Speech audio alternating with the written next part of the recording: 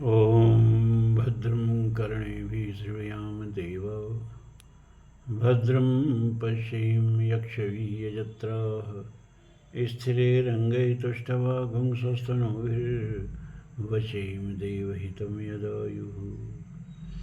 ॐ स्वस्ति नः इन्द्रो वृषस्रवाः स्वस्ति नः पूषा विश्ववेदाः स्वस्ति नस्तारक्षो अरष्टिनेमिः स्वस्ति नः बृहस्पतिर्दधातु। ॐ विश्वानि देव सवितुर्दुरतानि पराशो यद्भद्रं तन्नयाशु।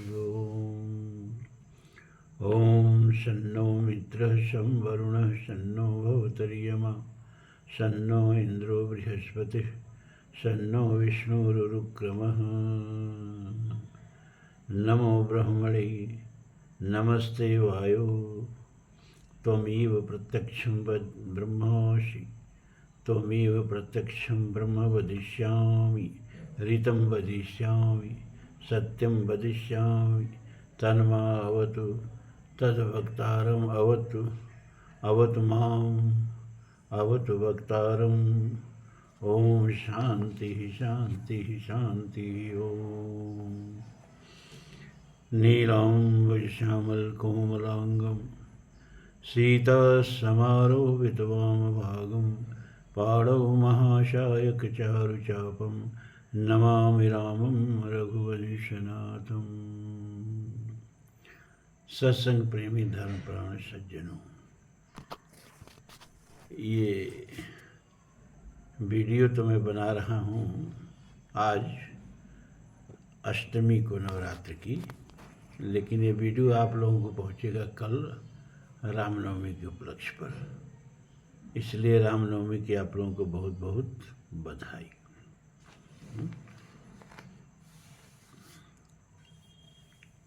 प्रभु के अवतरण का दिवस है, प्रभु के प्राकट्य का दिवस है। राम का नहीं, रामत्व के जन्म का दिवस है। यही दिन राम जन्म श्रुति गावें, तीरथ सकल तहाँ चली आवें। बात यह है कि जिसका जन्म नहीं होता है उसका श्रुति जन्म कैसे गाते हैं? दरअसल ये परमात्मा के जन्म का दिन नहीं, परमात्मा के उस राम रूप के जन्म का प्रकटीकरण का दिवस है। वैसे तो परमात्मा निरंकार हैं, राम सच्चिदानंद दिनेशा नहीं तह मोह निशा लवलेशा सहज प्रकाश रूप भगवाना नहीं तह पुण्य विज्ञान बिहाना। वो तो निर्गुण है, निराकार हैं, अगुण अखंड अनंत अनादि जही चिंतई परमार्थवादी नीत नीत जही वेद निरूपा निजानंद निरुपाधि अनूपा शंभु बिरंच विष्णु भगवाना उपजय जासवंश ते नाना। लेकिन ऐसे भगवान भी, ऐसे निर्गुण निराकार परमात्मा भी सृष्टि के नियम को बनाए रखने के लिए, धर्म की संस्थापना के लिए, क्योंकि धर्म की धुरी पर ही सारा सृष्टि चक्र घूमता है। तो जब जब यह धर्म की धुरी कमज़ोर पड़ती है तो उसकी मजबूती के लिए, धर्म की संस्थापना के लिए परमात्मा अवतार लेते हैं। अब यह प्रश्न उठ सकता है कि अवतार क्यों लेते हैं भाई? भृगुट विलास सृष्टि लय हुई, भावों की सारा मात्र से सारा सृष्टि हो सकती है, सारा सृष्टि समाप्त हो सकती है। उस परमात्मा को अवतार लेकर के धर्म की स्थापना क्यों करनी पड़ती है? तो इसका उत्तर भागवत देता है कि मर्त्यावतारस्तु हिमर्त्य शिक्षणम रक्षो वधाय न केवलम विभो। हे परमात्मन, आपका अवतार राक्षसों को मारने के लिए नहीं होता है, वो तो आपकी इच्छा मात्र से संभव हो सकता है। भामती में भामतीकार लिखते हैं, क्या लिखते हैं? निस्वस्तम अश्य वेदाः वीक्षितमेतस्य पंचभूतानि स्मितमेतस्य चराचर च सुप्तम महाप्रलय।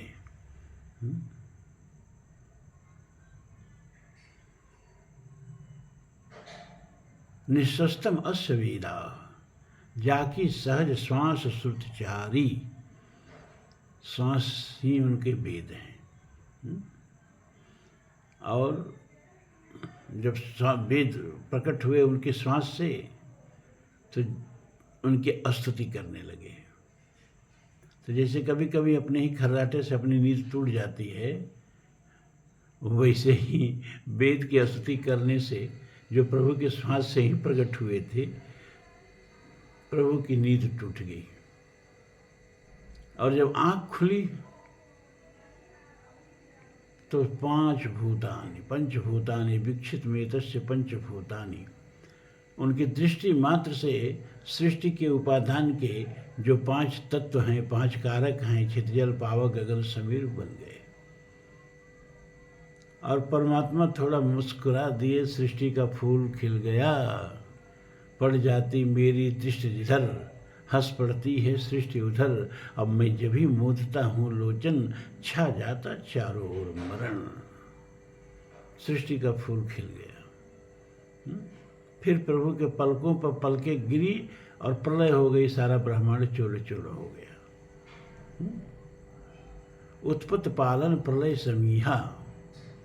समीहा माने सामान्य इच्छा से उत्पत्ति सृष्टि की होती है, सामान्य इच्छा से ही सृष्टि का पोषण होता है, सामान्य इच्छा से ही सृष्टि का विनाश हो जाता है। ऐसे परमात्मा को धर्म स्थापना के लिए अवतार लेना पड़े, बांदरों की सेना सजानी पड़े, समुद्र पर पुल बांधना पड़े, तो भागवत कहते हैं नहीं, ये सब तो परमात्मा की इच्छा मात्र से भी कर सकते हैं। तो इसके लिए परमात्मा का अवतार नहीं होता है, कंस को मारने के लिए नहीं होता है, रावण को मारने के लिए नहीं होता है। तो किस लिए होता है? मर्त्यावतारस्त्रिः मर्त्य शिक्षणम। मनुष्य को शिक्षा देने के लिए होता है। क्या शिक्षा देने के लिए? कि अपने युग के रावणों को कैसे मारा जाता है, अपने युग के कंसों से कैसे लड़ा जाता है, अपने युग के अधर्म से कैसे लड़ा जाता है और कैसे धर्म की स्थापना की जाती है। क्योंकि परमात्मा जो हमको शक्ति देता है ना, हमारी शक्ति के अनुरूप ही हम हमारी समस्याओं को भी देता है। हमारी सामर्थ्य से ज़्यादा हमारी समस्याओं को नहीं देता है, लेकिन फिर भी हम अपने समस्याओं से स्वयं न जूझ करके और हाथ उठा करके दैव दैव पुकारते हैं। जिसको लक्ष्मण ने कहा, कादर मन कर एक अधारा, अरे दैव दैव आलसी पुकारा। भगवान ने 2 हाथ दिया है और अबला की तरह हाथ उठा के पुकारने के लिए नहीं, अपनी समस्याओं से जूझने के लिए, लड़ने के लिए। और ईश्वर उन्हीं की सहायता करता है जो अपनी सहायता खुद करते। जब भगवान ने पुल बनवाया बंदरों की सहायता से और पुल बन के तैयार हो गया, तो भगवान पुल पर खड़े हो गए जाके। तो देखन कहो प्रभु करुणा कंदा, प्रगट भई बहु जलचर वृंदा। तो समुद्र के जो बड़े बड़े तिमिंगल थे, बड़े बड़े कच्छप थे, बड़ी बड़ी मत्स्य थे, वो सब प्रभु को देखने के लिए समुद्र के ऊपर आ गए। और भीड़ इतनी रही सेना की कि पुल पर हटी ही नहीं, तो सब जो है उन जंतुओं के पीठ पर से चढ़ चढ़ के सागर पार हो गए। तो जामवंत ने कहा, प्रभु हाथ जोड़ के विनम्रता से कि एक बात पूछूं। भगवान ने कहा, पूछो भाई। कि प्रभु जब ये अपनी कृपा का सेतु बनाना ही था, तो हम लोगों से इतना मेहनत करा के पुरुषार्थ का सेतु क्यों बनवाए? भगवान ने कहा, लेकिन ये नहीं देखा तुमने कि ये कृपा का सेतु हमने कहाँ बनाया? तुम्हारे पुरुषार्थ के सेतु पर खड़ा होके बनाया। मानस में साफ साफ भगवान कहते हैं कि नरतन भव सागर कहूँ भीरू, सन्मुख मरुत अनुग्रह मेरु, कर्णधार सदगुरु दिरनावा, दुर्लभ साज सुलभ करि पावा। और इसमें हमारा क्या योगदान है कि सन्मुख मरुत अनुग्रह मोरा। मेरी कृपा रूपी वायु तो हमेशा बहा करती है, लेकिन सहायता उन्हीं को उस वायु से मिलती है जिनके पुरुषार्थ के पाल खुले होते हैं। और जो पुरुषार्थ के पाल समेटे रहते हैं उनके ऊपर से मेरी कृपा रूपी वायु गुजर जाती है। को न काहु सुख दुख कर दाता, निजकृत कर्म भूग सब भ्राता। तो भगवान का अवतार जो है मर्त्यावतारस्तु मर्त शिक्षणम, मनुष्य के शिक्षण के लिए होता है कि अपनी युग के समस्याओं से कैसे जूझा जाता है, अपने युग की सीताओं को कैसे बचाया जाता है, अपने युग की द्रौपदियों की लज्जा कैसे बचाई जाती है, ये बताने के लिए, सिखाने के लिए होता है, न कि हमेशा धर्म की स्थापना करने के लिए होता है। धर्म की स्थापना कैसे की जाती है ये बताने के लिए होता है। गीता के 3 अध्याय में भी भगवान ने साफ साफ कह दिया अर्जुन से, न मे पार्थास्ति कर्तव्यम त्रिश्लोकेषु किंचन, न वाप्तव्यम वर्तेयो च कर्मणि, यदि हयम न वर्तेयम जातु कर्मण अतिन्द्रितम मम वर्तमान वर्तन्ते मनुष्या पार्थ सर्वशः, उत्से दिव्युर्वे लोका न कुर्याम कर्म चेदहम असंकरस्य च कर्ता स्याम उपहन्याम इमाम प्रजा, यद्यदि आचर श्रेष्ठ तत्तदेवो तरुज्जन स यत् प्रमाणम कुरुते लोकस्तदन वर्तते। हे अर्जुन, लोग कुछ न कुछ हासिल करने के लिए, कुछ न कुछ प्राप्त करने के लिए कर्म करते हैं, लेकिन मुझे तो कुछ भी प्राप्त करना नहीं है। पांसुर सुरे स्वाहा, समूढ़ मत्स्यम पांसुर सुरे स्वाहा वेद कहता है। ये सारा ब्रह्मांड, अनंत ब्रह्मांड, पता नहीं आप लोगों का दिमाग कहाँ तक जाता है जब अनंत ब्रह्मांड कहा जाता है। उनके चरणों में धूल की तरह लिपटा हुआ है। जैसे हम चलते हैं और हमारे चरणों में धूल लिपट जाती है ना, वैसे सारा ब्रह्मांड परमात्मा के चरणों में धूल की तरह लिपटा हुआ है।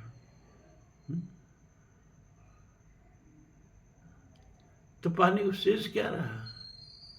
क्या है जो पहले से ही नहीं चढ़ा हुआ है? पादोवश्य विश्वाभूतानि त्रिपादश्यम मृतम दिवी, ऋग्वेद कहता है। एक पाद में सारा अनंत कोटि ब्रह्मांड है और 3 पाद में वह अपने अमृत स्वरूप में स्थित हैं। लेकिन अर्जुन, फिर भी मैं कर्म करता हूं और अपने निर्गुण निराकार रूप से कर्म करूं तो किसी को दिखाई न दे, किसी को सुनाई न दे, किसी को समझाई न दे और उससे किसी को सीख न मिली, इसलिए अवतार लेकर के कर्म करता हूं। क्यों करता हूं? कि यदि हयम न वर्तेयम जातु कर्मण अतिन्द्रित, अतिन्द्रित होकर के, आलस्य छोड़ के, प्रमाद छोड़ के अगर मैं हर समय ये कर्म का आदर्श समाज के सामने प्रस्तुत न करूं तो मम वर्तमान वर्तन्ते मनुष्या पार्थ सर्वशः, सभी मनुष्य मेरे ही तो दिखाए हुए रास्ते पर चलते हैं, मेरा ही तो अनुकरण करते हैं। और अगर मैं उनके सामने आदर्श न रखूं तो सारा लोक कहीं भ्रष्ट हो जाए, किंग कर्तव्य विमूढ़ हो जाए, आदर्श विहीन हो जाए, दिग्भ्रांत हो जाए। क्योंकि जैसे जैसे श्रेष्ठ आचरण करते हैं सामान्य जन उसी तरह का आचरण करते हैं। तो लोगों को आचरण की शिक्षा देने के लिए, लोगों को अत्याचार अन्याय से लड़ने की शिक्षा देने के लिए मैं अवतार लेता हूँ, न कि हमेशा के लिए, हमेशा की आपके रक्षा के लिए अवतार लेता हूँ। अपने रक्षा खुद करो। हमने 2 हाथ दे दिए, बुद्धि दे दी, पुरुषार्थ दे दिया, अब नपुंसक बन के बैठो तो हमारा उसमें कुछ लेना देना नहीं। ये भगवान का साफ संदेश है। महाभारत का युद्ध होता है, भगवान ने साफ साफ कह दिया, भैया एक तरफ मेरी नारायणी सेना शस्त्र सहित, साज सज्जा सहित और एक छोड़ी मेरी नारायणी सेना रहेगी। और एक तरफ मैं रहूँगा और शस्त्र नहीं उठाऊँगा, निहत्था रहूँगा, शस्त्र भी नहीं उठाऊँगा। क्योंकि दुर्योधन और अर्जुन दोनों एक ही साथ पहुँचे थे भगवान कृष्ण से याचना करने के लिए, और दोनों का प्रवेश भगवान के सैन्य कक्ष तक था।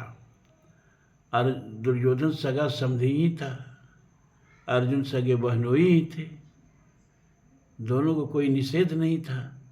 सबसे पहले दुर्योधन गया, भगवान कृष्ण सोए हुए थे, तो जाके उनके सिरहाने बैठ गया। जाके उनसे, उम्र में भी श्री कृष्ण से बड़ा था ना वो, तो जाके सिरहाने बैठ गया। बाद में अर्जुन गए तो भगवान को प्रणाम करके उनके पायताने बैठ गए, और तब भगवान की नींद टूटी। तो नींद टूटी तो सबसे पहले उन्होंने अर्जुन को देखा, कहा अरे भाई अर्जुन, तुम्हारा स्वागत है, कैसे चले, आने का उद्देश्य तो बताओ। उन्होंने कहा प्रभु महाभारत का युद्ध, महाभारत का युद्ध होने वाला है और हम आपसे सहायता की याचना करने के लिए आए हैं। दुर्योधन ने कहा अरे हम तो चूक गए, पहले आके हम बैठे हैं, लगे पीछे बैठ गए, मुल्तानी बैठ गए, सिराने बैठ गए। ये पहले अर्जुन को देखे, अर्जुन से संवाद कर रहे हैं, तो पीछे से बोलता अरे हम भी तो आए हैं। भगवान ने मुड़ के देखा, अच्छा अच्छा आप भी आए हैं समधी भाई। समधी क्यों? क्योंकि दुर्योधन की पुत्री जो थे लक्ष्मणा, उसकी शादी भगवान के पुत्र शांब से हुई थी। जामवंती से भगवान के पुत्र शांब थे, उनसे हुई थी।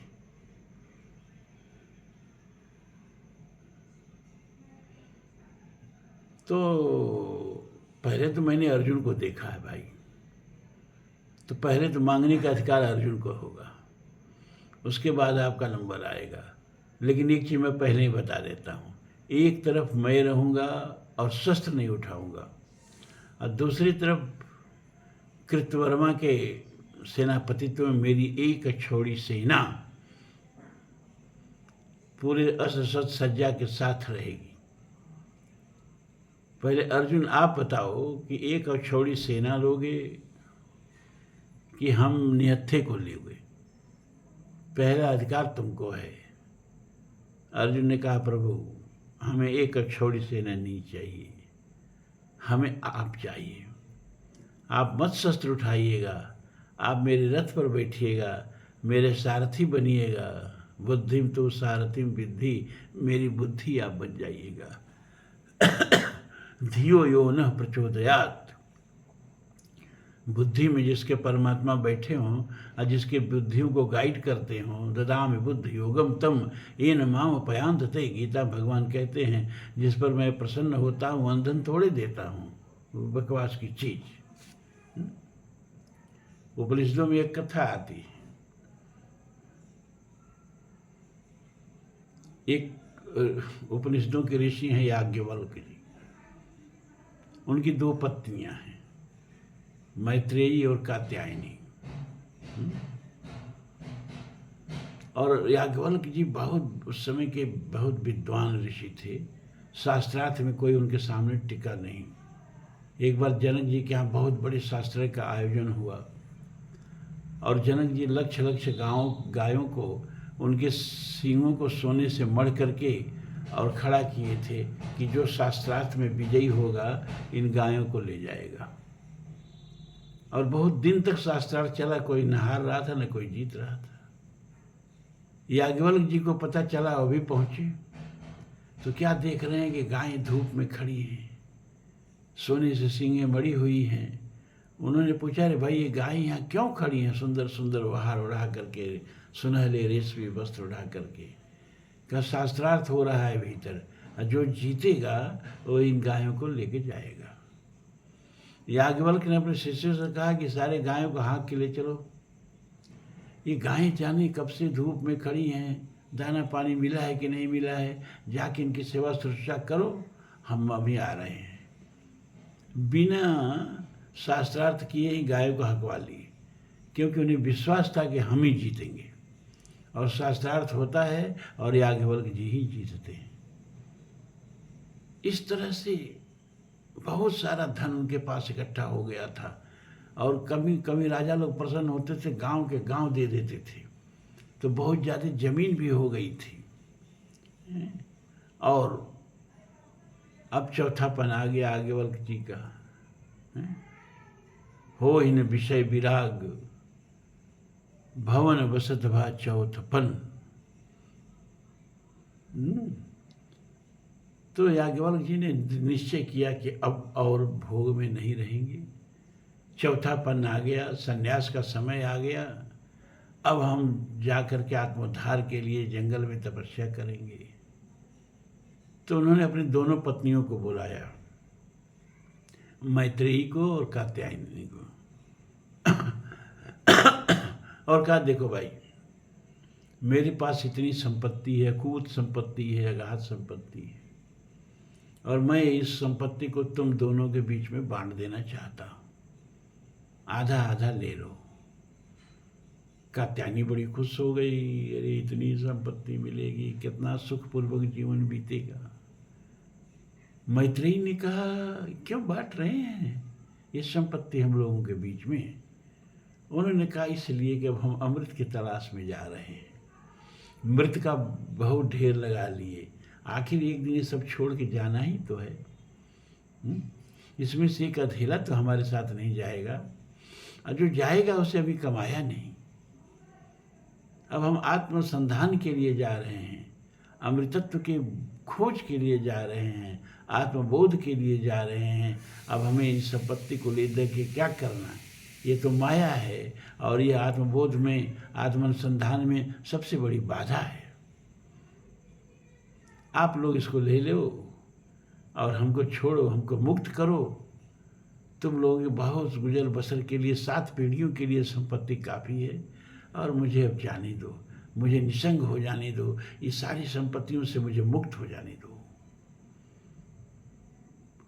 कात्यायनी बड़ी खुश होती है, बड़ा प्रसन्न होती है, लेकिन मैत्रेयी कहती है ये नाहम अमृतम श्याम किमाम तेन कुर्याम। क्या भाई, आप हमें ये बताइए कि आप ये सब संपत्ति छोड़ के क्यों जा रहे हैं? इसलिए कि संपत्ति से कुछ नहीं प्राप्त होना है, अमृत बोध नहीं होना है, यह उसमें सबसे बड़ी बाधक साबित हो रही है। तो मैत्रेयी कह रही है कि जो संपत्ति आपको सुख नहीं दे सकी, जिससे आप मुक्त होना चाहते हो, वो हमारे सर पर क्यों लादते हो? इस कूड़े करकट में, इस कीचड़ में हमें क्यों दफन करना चाहते हो? अरे जिससे अमृतत्व की प्राप्ति न हो, जिसमें आत्मतत्व की प्राप्ति न हो, आत्मबोध की प्राप्ति न हो, क्यों हम तेम कुर्याम, उसको लेकर मैं क्या करूँगी? ये भी संपत्ति जो है ये मेरी बहन कात्यायनी को दे दीजिए, सारी संपत्ति इसी को दे दीजिए, और मुझको अपने साथ ले चलिए, हम दोनों मिल करके आत्मसंधान करेंगे। दोनों मिल के आत्मसंधान करेंगे, और सारी संपत्ति कात्यायनी को दे करके मैत्रेयी और याज्ञवल्क्य संन्यास के लिए निकल जाते हैं। तब पत्नियों को लेके भी साथ संन्यास में जाया जाता था। तुलसी ने लिखते न मानस में, क्या लिखते हैं कि हो इन विषय विराग भवन बसत भा चौथपन, दंपति मन दुख लाग, जन्म गयो हरि भगत बिनु। तो बरबस राज सुतहि नृप दीना, नार समेत आप बन कीना। नार समेत गवन बन कीना, स्त्री को लेकर के चल दिए। कोई जरूरी नहीं कि स्त्री को छोड़ के ही तीर्थ किया जाए, स्त्री को छोड़ के ही तपस्या किया जाए, स्त्री को छोड़ के ही आत्मसंधान किया जाए। जनक जैसे लोग परिवार में रह के सारा गृहस्थी का कामकाज करते हुए मुक्ति को प्राप्त हुए, इसका भगवान गीता में उदाहरण भी देते हैं। जनक का उदाहरण देते हैं। तो परमात्मा का अवतार क्यों होता है कि अपनी लड़ाई आप खुद लड़ो। अर्जुन से कह दिया हम शस्त्र नहीं उठाएंगे। अर्जुन ने कहा कोई बात नहीं, आप हमारे रथ पर बैठिए, हमारे बुद्धि को संभालिए, हमारी बुद्धि का नेतृत्व करिए। दुर्योधन ने कहा भाई अब हम क्या करें, अर्जुन ने तो आपको मांग लिया, तो जो बचा वही ना हम लेंगे, तो सेना दे दीजिए हमको, हम लेके चलें। तो दुर्योधन एक छोड़ी सेना कृतवर्मा को लेके चल दिया और अर्जुन ने निहत्थे भगवान को ग्रहण किया। ये किस बात का उदाहरण है? ये इस बात का उदाहरण है कि अरे भाई, जो अर्जुन के लिए भी शस्त्र नहीं उठाया, जो अर्जुन को उसकी लड़ाई खुद लड़ने दिया, और इतना ही नहीं, उस युद्ध का मूल्य भी चुकाने दिया। अर्जुन का एकमात्र इकलौता पुत्र कूच कूच के उस युद्ध में मार डाला गया। कृष्ण का सगा भांजा। जगन्नाथ जी जाते हैं आप लोग, वहां जो 3 देवता लोग बैठे हैं, बलराम जी बीच में, सुभद्रा जी और जगन्नाथ जी, और लोग आंचल फैला फैला के बेटा बेटी मांगते हैं, उनकी उम्र मांगते हैं, क्या क्या मांगते हैं। उस सुभद्रा जी का बेटा कूच कूच के मार डाला गया, और वो अपने बेटे को नहीं बचाई। बचा सकती थी कि नहीं, ये प्रश्न है, ये नहीं है। प्रश्न ये है कि नहीं बचाई। क्यों? क्योंकि प्रारब्ध पहले होता है, शरीर बाद में पैदा होता है। जैसे नक्शा पहले बनता है, मकान बाद में तैयार होता है। मकान का एस्टीमेट पहले बनता है, रूपरेखा पहले बनती है, मकान उसके अनुरूप बाद में तैयार होता है। उसी तरह से शरीर की योजना जो है, शरीर का डायग्राम जो है, शरीर का प्रारब्ध जो है, वो पहले पैदा हो जाता है, शरीर बाद में पैदा होती है। इसलिए शरीर को कब तक रहना है, कैसे रहना है, कितना सुख भोगना है, कितना दुख भोगना है, और कब चल देना है, ये पहले से प्रीऑर्डिन, पहले से तय है, निश्चित है। प्रारब्ध पहले हुआ, पाछे हुआ शरीर।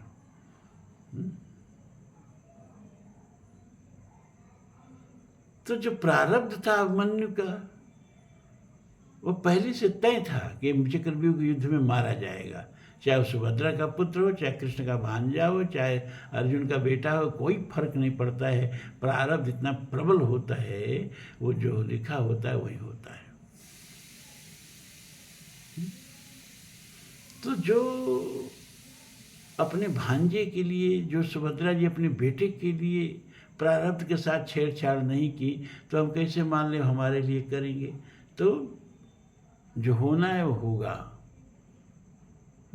ये तो आप मान के चलिए।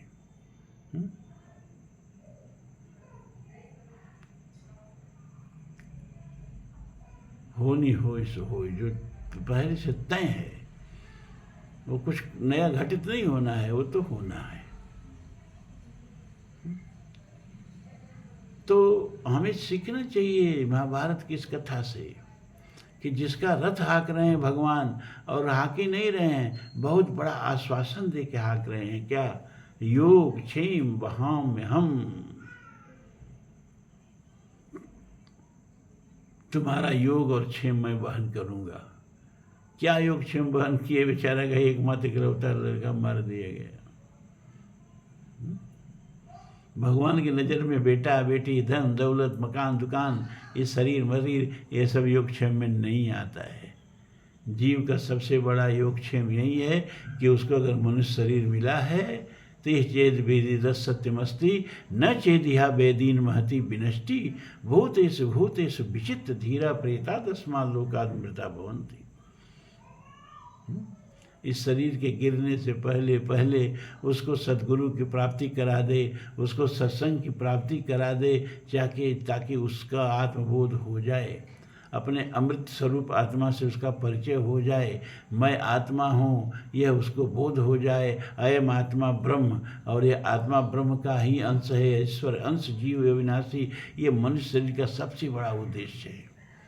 ये मनुष्य शरीर धारण करने का सबसे बड़ा लाभ है, और परमात्मा जिस पर प्रसन्न होता है उसको ये प्राप्त करा देता है। ददामि बुद्ध योगम तम येन माम पयांतते। मैं जिस पर प्रसन्न होता हूँ उसको बुद्धि देता हूँ, ताकि वो मुझे प्राप्त कर ले। तो हमें ये सीखना है भुंजान एवात्मकृत विपाक, जो भी अपना कर्म है उस कर्म का फल हमें भोगने के लिए तैयार रहना चाहिए, उसमें ईश्वर को दोष नहीं देना चाहिए।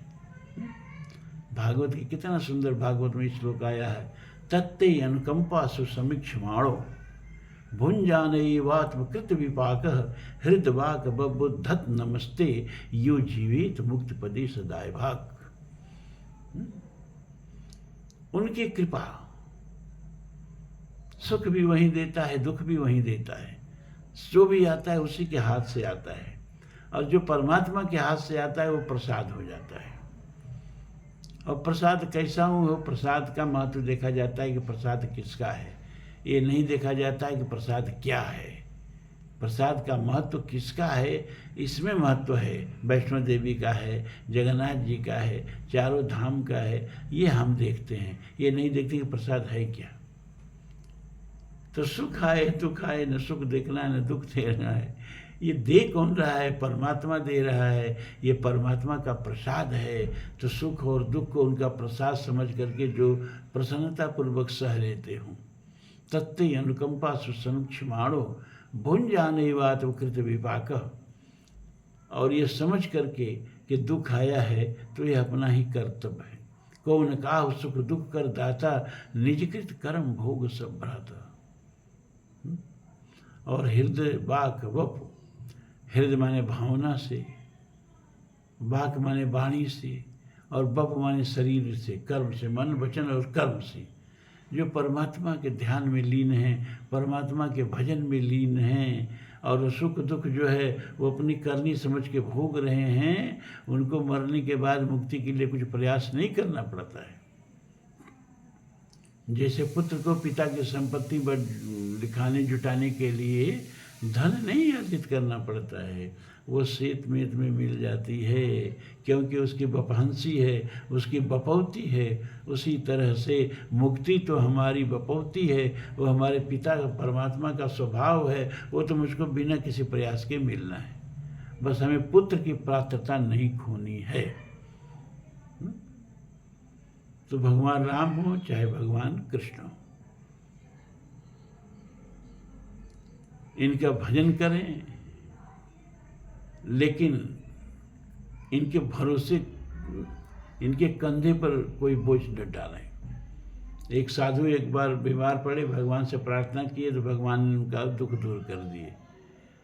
दोबारा फिर बीमार पड़े, फिर भगवान को याद किए तो भगवान ने उनका दुख दूर नहीं किया। तो एक बार बहुत रोए गाए, भगवान से बहुत शिकायत किए, तो भगवान प्रकट हुए। उन्होंने कहा क्यों रो रहे हो? आप प्रभु देखिए मेरे ये दुख है, मेरा ये रोग है, मेरा वो रोग है, और आप दूर नहीं कर रहे हो। परमात्मा ने कहा ये रोग दूर करने के लिए हमने डॉक्टर बनाए हैं, ये रोग दूर करने वाले भगवान के पास जाओ, हम रोग दूर करने वाले भगवान नहीं हैं। अब तुम बताओ, हम सबका घूम घूम के रोग दूर करने लगे। अरे हमारे जिम में और बहुत काम है ना, ये सब काम करने के लिए हमने व्यवस्था कर रखी है, वहाँ जाओ, क्यों मुझको छोटे छोटे काम के लिए परेशान करते हो? तो रामनवमी है, मेरी एक कविता का 4 लाइन सुन के आज इसको हम प्रवचन खत्म करते हैं कि हमें हर पल एक राम चाहिए, यदि राम जुल्म से लड़ने वाले हस्ती का नाम है। हमें हर पल एक कृष्ण चाहिए, यदि कृष्ण धर्म संस्थापना की शक्ति का नाम है। एक सीता समूची नारी जाति का सतीत्व नहीं है, महज द्रौपदी ही हर नारियों का व्यक्तित्व नहीं है। हमें हर सीता हर द्रौपदी के चीख का इंतकाम चाहिए, हमें अयोध्या में ही क्यों, इस देश के हर घर में एक राम चाहिए, एक राम चाहिए। तो आज रामनवमी के पर्व पर इतना ही। ओम पूर्णमदः पूर्णमिदं पूर्णात् पूर्णमुदच्यते पूर्णस्य पूर्णमादाय पूर्णमेवावशिष्यते। सर्वे भवन्तु सुखिनः, सर्वे सन्तु निरामयाः, सर्वे भद्राणि पश्यन्तु, मा कश्चित् दुःखभाग् भवेत्। असतो मा सद्गमय, तमसो मा ज्योतिर्गमय, मृत्योर्मा अमृतं गमय। ओम शांति शांति शांति। ओम।